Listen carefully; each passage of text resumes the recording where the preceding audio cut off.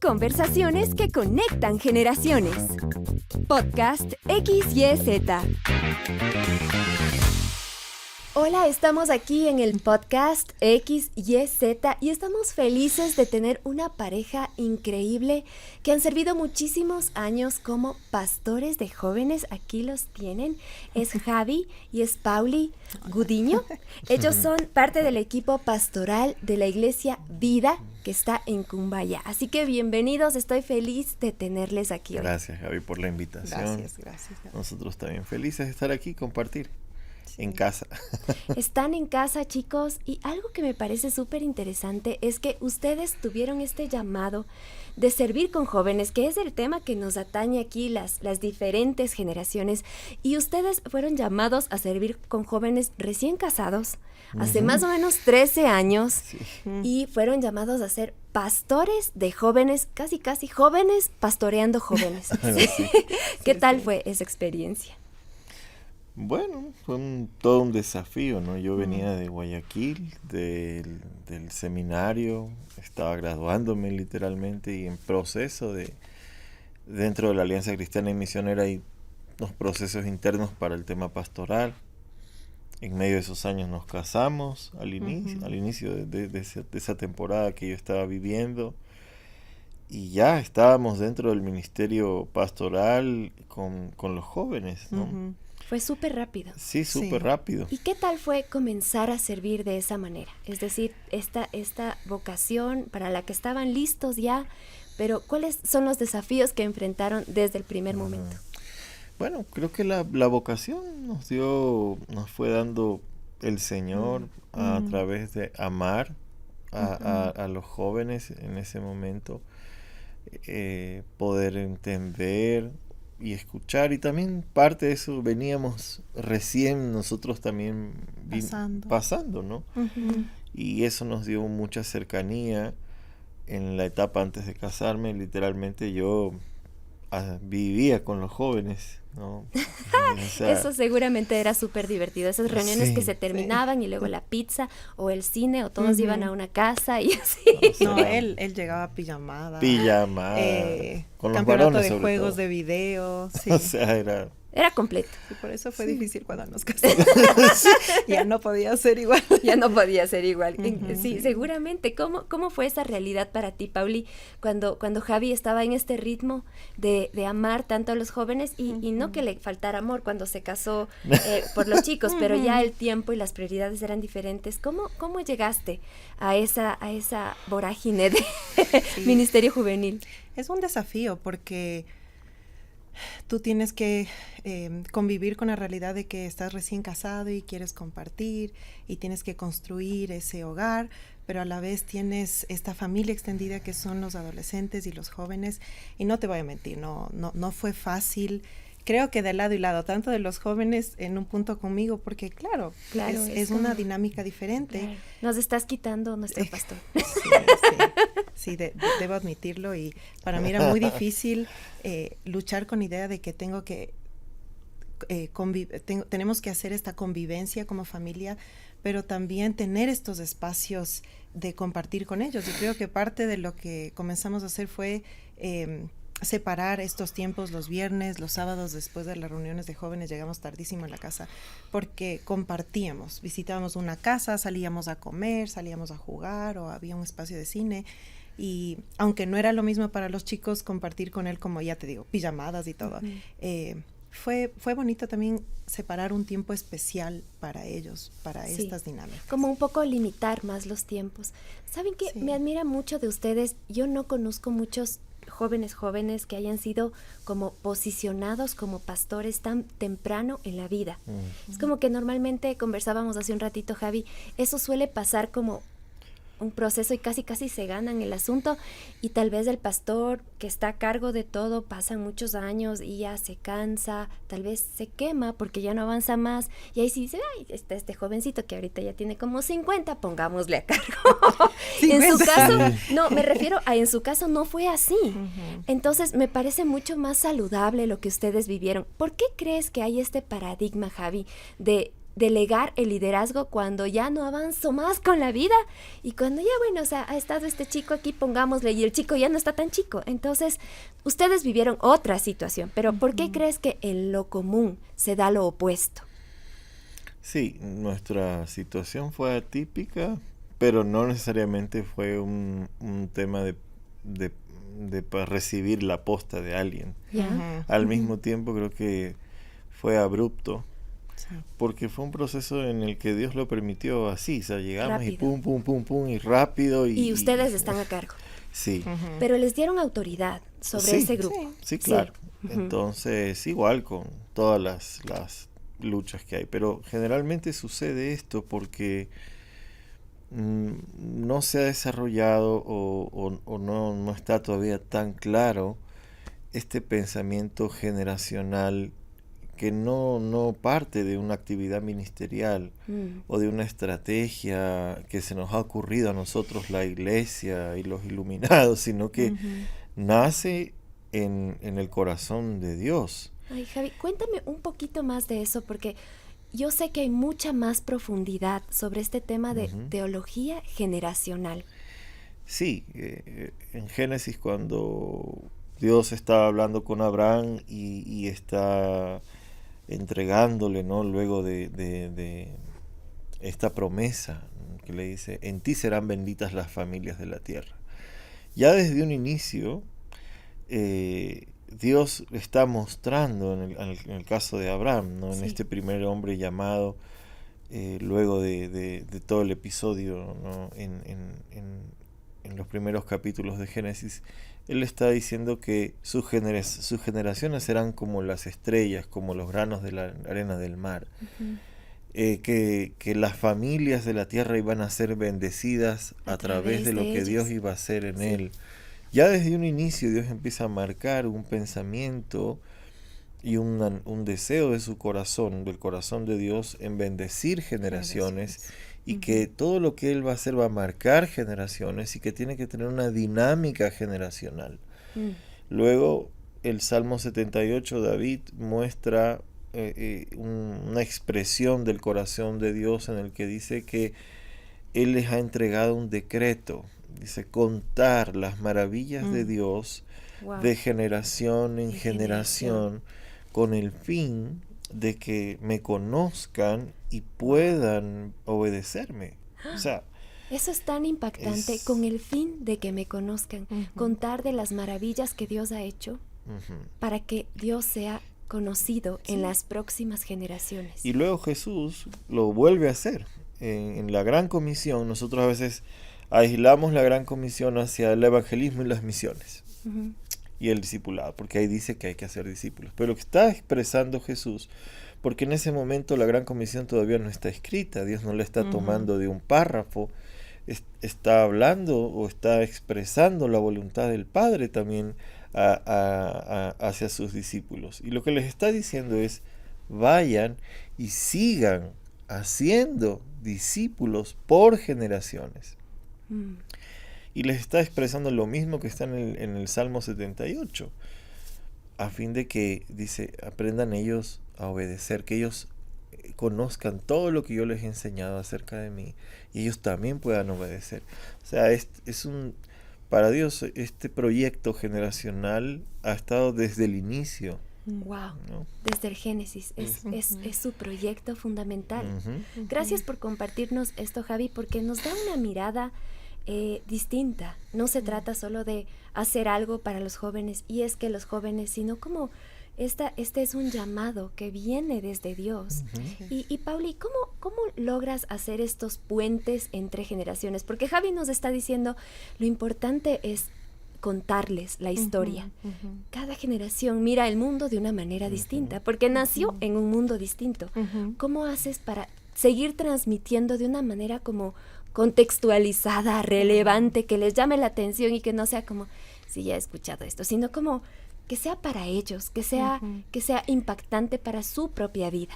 Es que creo que se ha creído por mucho tiempo que el ministerio juvenil o generacional se trata de procesos o programas. Y cuando hablamos de discipulado, estamos hablando de que construimos relaciones intencionales a través de conversaciones espirituales. Entonces, si yo entiendo que lo que yo voy a compartir con ese joven, ese adolescente, no es solo algo que yo tengo para derramar, sino que él también tiene cosas, él o ella tiene cosas que yo voy a aprender de su mundo, de su entorno, para entender lo que está viviendo, que tiene luchas como yo tengo a otro nivel. Y creo que el desafío que uno tiene es poder recordar eso que vivió en esa etapa. No sé, muchos luchamos con baja autoestima, con problemas en casa, tantas cosas, y estar abiertos a escuchar lo que tienen para contar.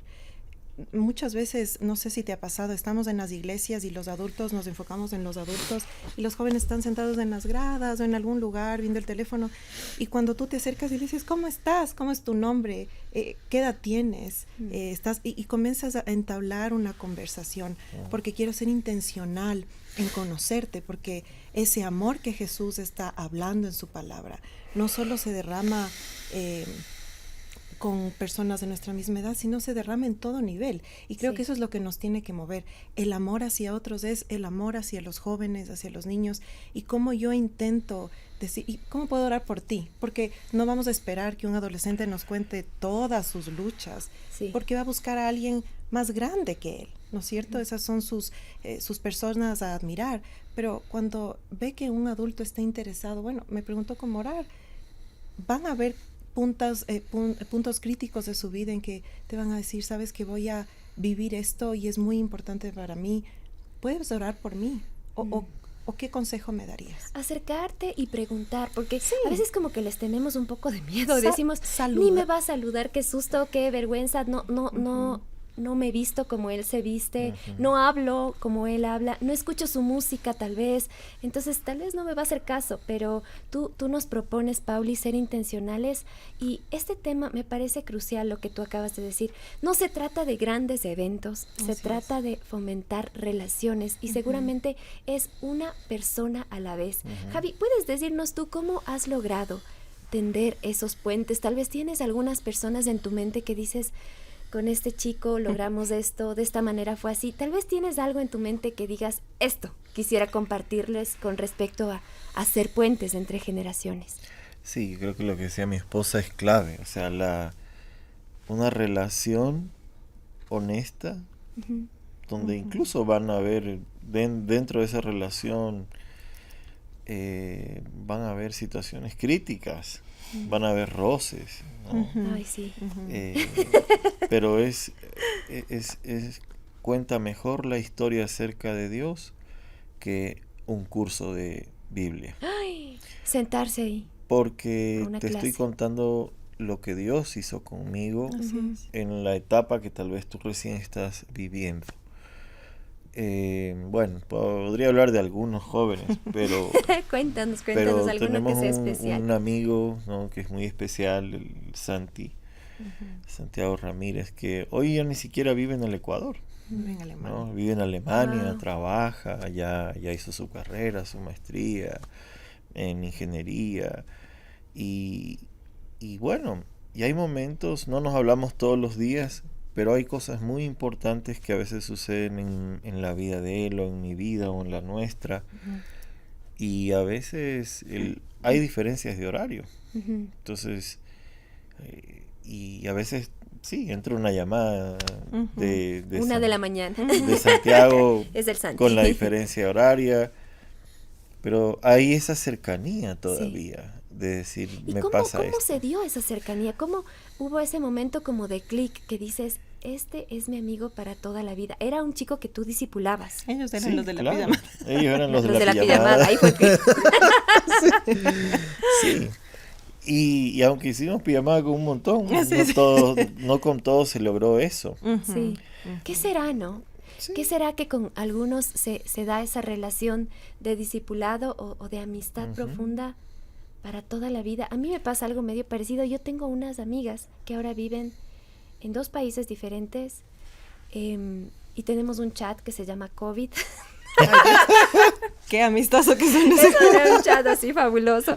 Pero somos amigas desde que éramos adolescentes. Entonces ya se fueron, migraron, y yo me quedé, y ellas siguieron en contacto, pero son unas conversaciones así chistosísimas. Por ejemplo, es que ahorita estoy cocinando no sé qué cosa y le escuchas a una de ellas que es así súper explosiva. Ya, te voy a dar un chancletazo, que no sé qué, en plena.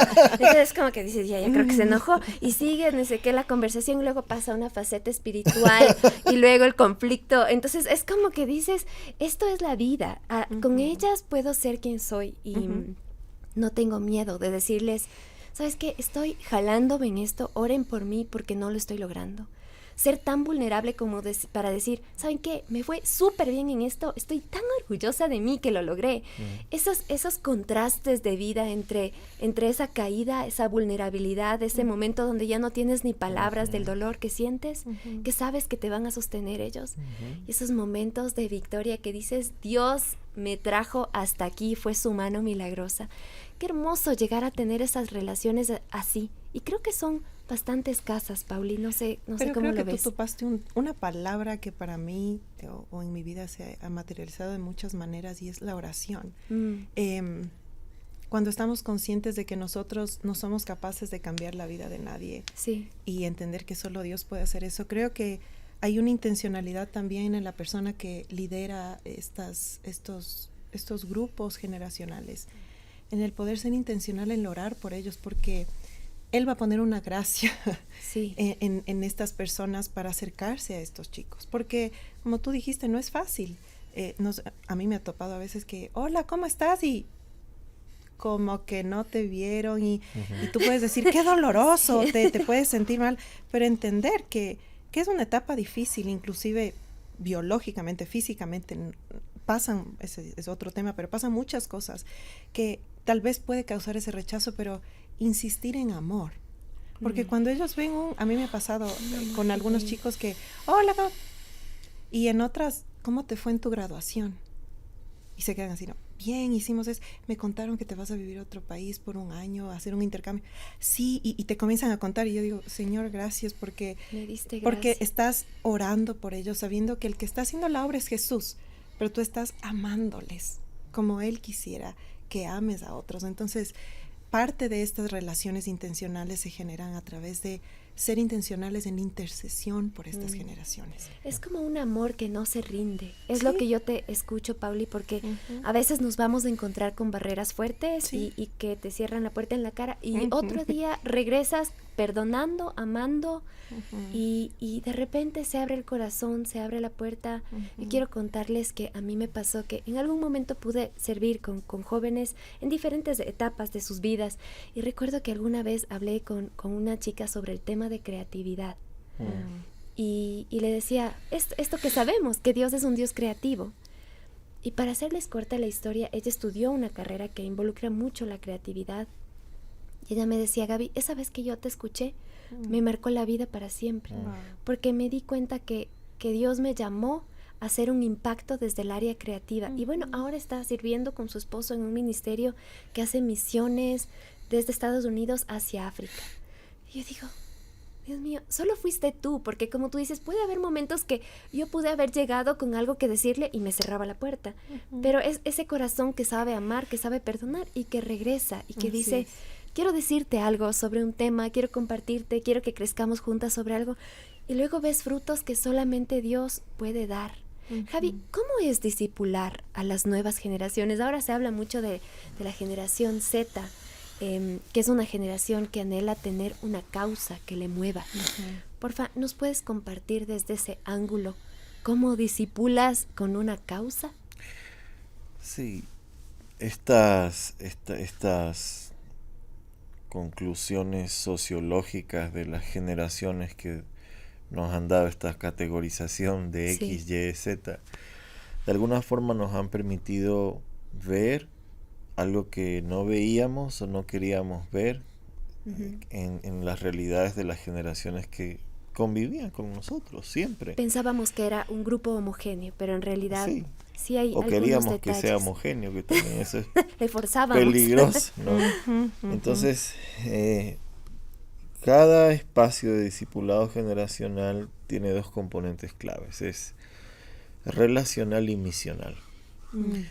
Tiene que moverse en esos dos rangos. Relacional y misional. Ujú. Relacional porque tiene que interesarse, amar, conectarse, ser relevante, Lo que decía la llegar, Paula. entender esa necesidad, pero no desde el punto de ganarlo para que ocupe un asiento en tu reunión, sino que realmente me importa. Wow, eso me impacta, Javi. No se trata de llenar un espacio, se trata de hacer un discípulo. Porque ese discípulo continuará con el proyecto que no nos pertenece, que es seguir haciendo discípulos. Construir el reino. Pero del cual somos mayordomos. Y Wow. entra la parte misional. Ya. Entonces, cada vez que nosotros miramos este campo generacional, tenemos que ver la gran oportunidad misional que tenemos cada día. Y esa misión, tenemos que hacerle muchas preguntas para que esta misión, aunque está respaldada por el Espíritu de Dios, aunque tiene un fundamento en su palabra y aunque Él sigue impulsándola, Jesús nos dijo, lleven tan alto su luz a fin de que otros al verla adoren al Padre. Wow. Es decir, esta misión tiene que ser bien hecha. Debe ser impactante. Memorable. Entonces, si yo estoy con una generación que se conecta con una causa, pero para llegar a ese punto de conectarse con una causa, tengo que haber sido relevante, tengo que haber sido relacional. ¿Qué es ser relevante, Javi, para esta generación? Por ejemplo, nos encanta en la iglesia hablar de la iglesia, que todos queremos ser como la iglesia primitiva. La de Hechos. La de Hechos. Y olvidamos todos los problemas que tuvo esa iglesia, que son los mismos, o a veces creo que tuvieron hasta peores de los que hemos tenido nosotros. Pero una cosa es añorar ese origen, sí. Otra cosa es querer alcanzar nuevas generaciones con las estrategias primitivas. Y eso es una barrera que tenemos que romper. Estamos en una generación de alta capacidad de información. Que eso es bueno y malo a la vez. Estamos en una generación altamente tecnológica. Estamos entrando en el Ecuador a tocar en la superficie la inteligencia artificial y todo eso, todo lo que trae.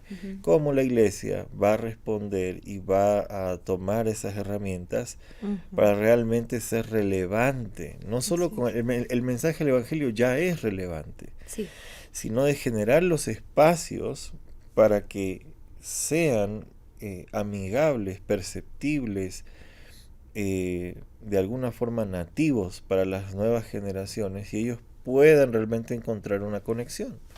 Pero si yo lo voy a sentar a un taller de Biblia, él puede adelantar, tengo que entender que este joven puede adelantar en segundos, ya no en minutos, todo lo que yo voy a decir a través de su chat GPT. Él puede adelantar la información y comprobar la información que yo le estoy dando con una app. Entonces, no necesita él que yo me ponga como un profesor o hacer el curso de. ¿Qué necesita? Él dice, ¿qué voy a hacer con esto que tú me estás proponiendo? Ahí viene el tema de la misión. La causa. La causa. ¿A dónde quieres ir con esto, pastor? Y te preguntan. No quiero solo información, exacto. Porque información tengo a raudales, como tú dices. Sí. No creo que pueda recibir toda la información que ahorita está en internet. Exacto. Ya, tú me estás dando esta porción de información, quiero saber qué hago con eso y tú qué haces. Entonces, ¿cómo procedes? Exactamente. Entonces, tengo que tener un pensamiento, para ser sobre todo relevante en esta nueva generación, hay que tener un pensamiento estratégico. Y decir, ok, y tengo que el líder tiene que trabajar en este proceso que va a ir desde la inspiración, la relación, la motivación, la capacitación, y tiene que eso terminar en una acción. Y en este proceso no te puedes demorar mucho. Sí, porque todo ahora es mucho más rápido. Sí. Y tienes que tomarte el tiempo en cosas importantes como comer, conversar, llorar, orar. Aunque eso parezca que está quitándote tiempo para el otro, en realidad de eso se trata. Esa es la esencia, porque construye la relación. Porque al final, algo que me pasó a mí con preadolescentes, que un día y venían con su cronograma y su material y todo, y chévere y todo eso. Y un día dije, vamos a abrir un espacio de oración. Vamos a orar. Pero ellos todavía no pueden orar, me dijo la líder que estaba ahí, le dijo. Híjole. ¿Cómo podemos ¿por qué orar? no Claro, pues, ¿saben qué? Vengan para acá. Y empezamos a orar. ¿Y tú por qué quieres orar? Y al principio no sabían, hasta que un chico de 10 años, un niño de 10 años dijo, quiero orar por mi abuelo que está enfrentando un cáncer. Oh, Y esta oración se volvió comunitaria, porque Wow. semana a semana todos preguntaban, ¿y cómo sigue tu abuelito? Y resulta que otros más se animaron a abrir cosas en la oración. Estamos hablando de chicos de 10 a 12 años nada más. sí. Situaciones económicas en casa, situaciones de violencia, Oh, estima, miedos, abuelos enfermos, papás enfermos, ellos enfermos. Estas cosas que podrían salir en un grupo de oración de adultos salieron de un grupo de preadolescentes, y verlos en las rodillas y en las lágrimas, luego de la tercera, la cuarta y la quinta espacio de decir, sí, vamos a orar por lo que a ti te importa, eso rompió completamente esa barrera de decir, esta es la clase de escuela dominical. No, aquí voy a encontrar un espacio de gracia y amor y seguro en el que puedo abrir mi corazón delante de Dios con mis amigos y mis pastores para clamar a Dios. qué belleza. Pero eso se convirtió en las dos cosas, fue relacional y fue misional. Porque ¿cuál fue la causa para estos preadolescentes? Orar por el otro. Sí. Es importante. Y la parte misional se cumplía al tener compasión por el otro y acompañarle. Esa en esta compasión te oración. puede llevar de aquí al África o a una comunidad aquí mismo. Se mueve eso. Qué Exactamente. belleza. Yo tengo una pregunta para ustedes, chicos. Sé que son padres de unas preciosas chiquitas y Compartimos esa, compartimos esa realidad también. ese milagro tan hermoso. Y yo quisiera que ustedes me cuenten cómo es que el Evangelio puede llegar a esa generación de niños que están aprendiendo a caminar, que están aprendiendo a hablar, que tal vez están yendo al jardín o sus primeros años escolares. Es una nueva generación. ¿Cómo llegamos a ellos? Para los padres puede ser desafiante porque, como tú dices, no saben hablar, no saben todavía, aunque dicen, ¿no?, que a partir de los 16 meses ya comienzan a relacionar las acciones, ¿no? Este proceso es así, así, así, tengo que... Es un modelar. A ver, mi papá come así, bueno, yo voy a hacer lo mismo, ¿no? Entonces, si veo a mi papá y a mi mamá orar juntos, tener tiempos de leer la palabra juntos, tener tiempos de compartir y reírnos un rato, eso es lo que yo voy a aprender. Entonces, creo que es un tiempo de derramar este tiempo o ser específicos e intencionales en tener tiempos de compartir con ellos.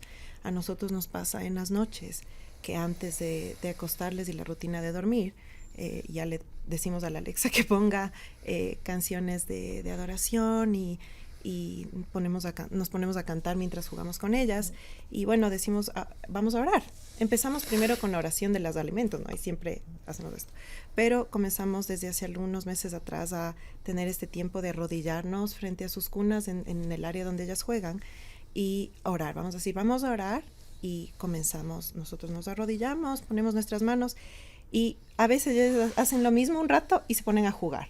Pero nosotros no detenemos ese tiempo porque ellas se enfoquen, porque no se van a enfocar, es una realidad, son pequeñas.